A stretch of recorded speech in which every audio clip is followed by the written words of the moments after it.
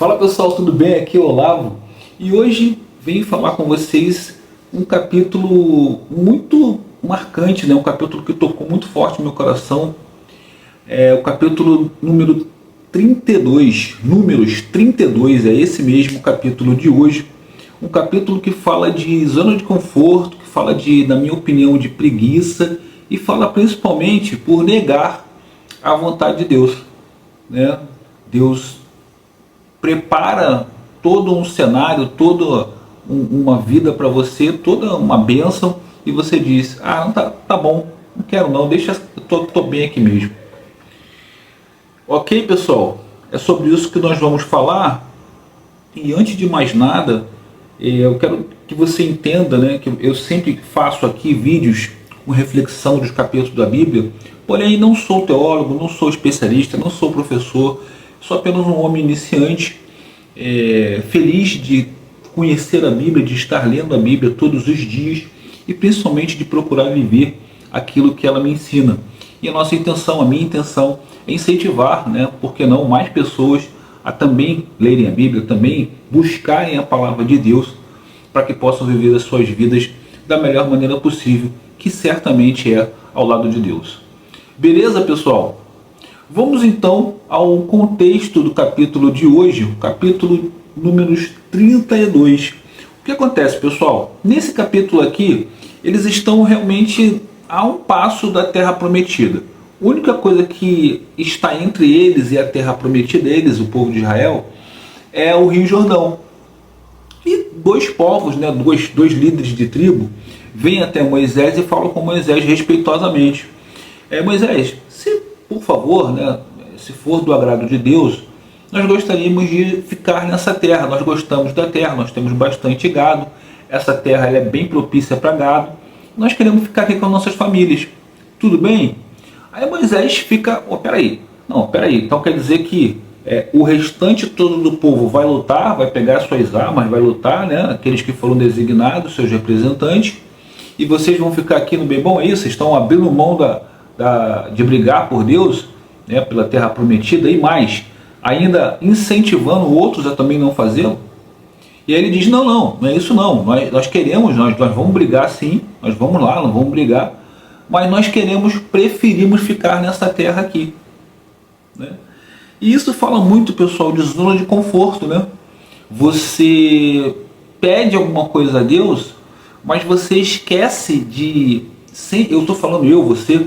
A gente sempre esquece de falar o seguinte: Senhor, seja feita a sua vontade. Você pede, aí às vezes você se encontra numa situação confortável, ou numa situação bem melhor da que você estava. Às vezes você estava numa situação ruim, de tribulações, de celeumas, às vezes de doença, de escassez financeira, enfim, problemas mesmo, né? Aí a tua vida vai se organizando, Deus vai te dando o caminho, e você chega num lugar que você fala assim: quer saber? Não quero lutar mais não, tá bom para mim aqui, vou ficar aqui mesmo. E aí você abre mão da bênção que realmente Deus quer para você. Isso é muito, muito, muito comum. Eu tenho certeza que você já passou por isso. Eu já passei, eu passo. É importantíssimo que nós façamos a questão do orar e vigiar o tempo todo, pessoal. Porque o inimigo, nós já conversamos sobre isso várias vezes aqui. Ele usa a nossa fraqueza, né? Ele usa o nosso esquecimento. A gente fica ali forte, né? E ele vai esquecendo. E tem um outro ditado que se diz, né? Só quem consegue nos trair, só quem consegue nos pegar desprevenidos, são os nossos amigos.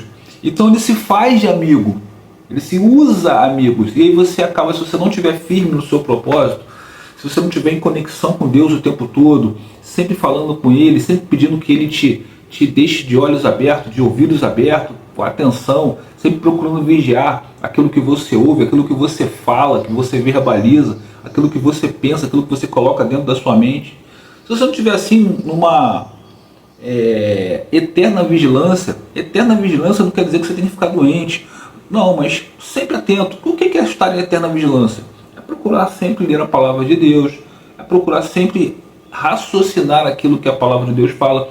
E principalmente para isso, pessoal, você precisa do tal tempo de qualidade lá que o pastor Diego sempre fala, o pastor Diego do canal Jesus e a Bíblia. Esse tempo de qualidade é fundamental para que você sempre seja alertado, você sempre esteja atento, certo? A palavra de Deus, ela faz o papel daquele amigo que está de fora da garrafa, né? Já viu esse ditado? Sempre que você está dentro da garrafa, você não consegue ver o rótulo, você não consegue ver o que está escrito no rótulo lá de fora. Então, a palavra de Deus, ela serve o quê? Para te dizer o que tem no rótulo. Olha, aqui é o rótulo, ó, perigo, não consuma, não beba, perigo. Entendeu?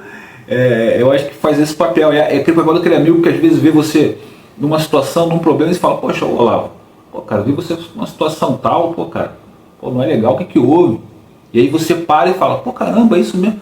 Pô, sério, cara? Ih, rapaz, pô, caramba, que vacilo meu. Ou você não escuta, né? E continua no erro. Mas aquele amigo, Deus usou para te dar um alerta, né? E aí você precisa estar atento a isso, né?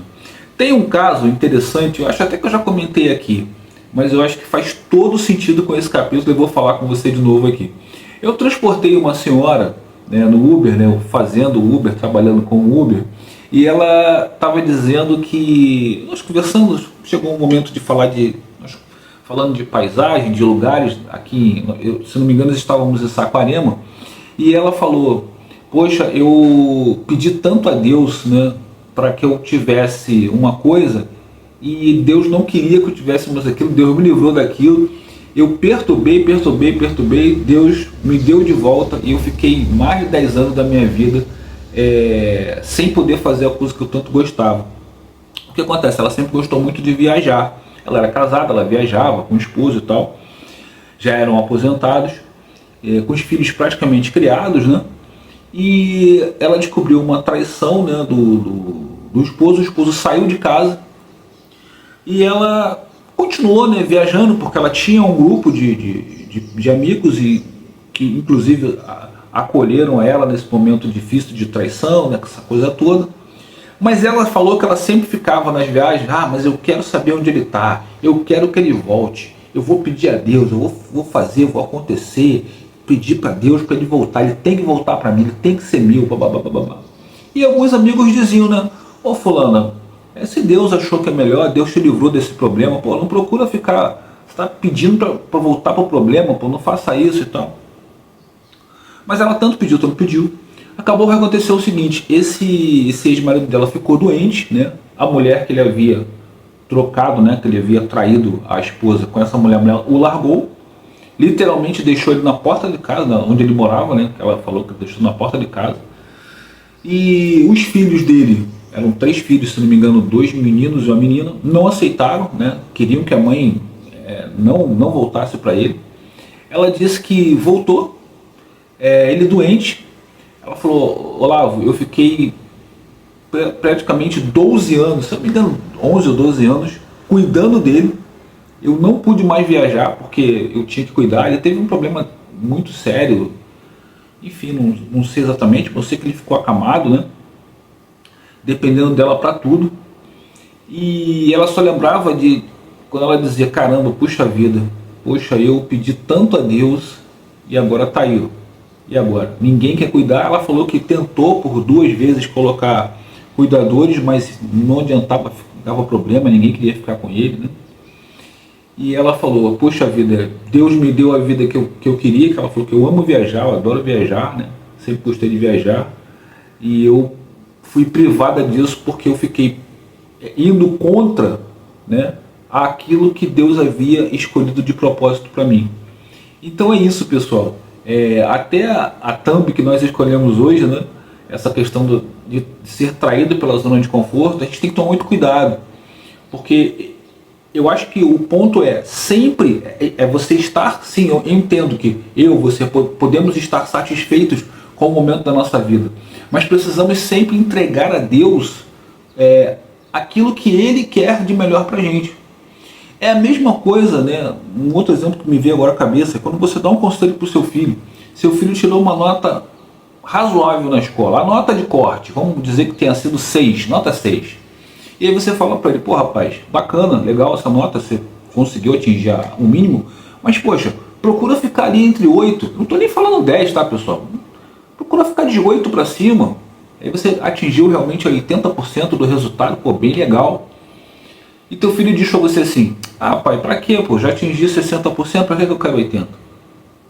Ou seja, ele não enxerga ainda que lá na frente, por ele ter que competir com outros, o quanto melhor, né? Quanto melhor o percentual dele de aprendizado for, isso vai ser melhor para ele, porque na hora da competição ele vai estar melhor preparado do que alguém que atingiu só 60%.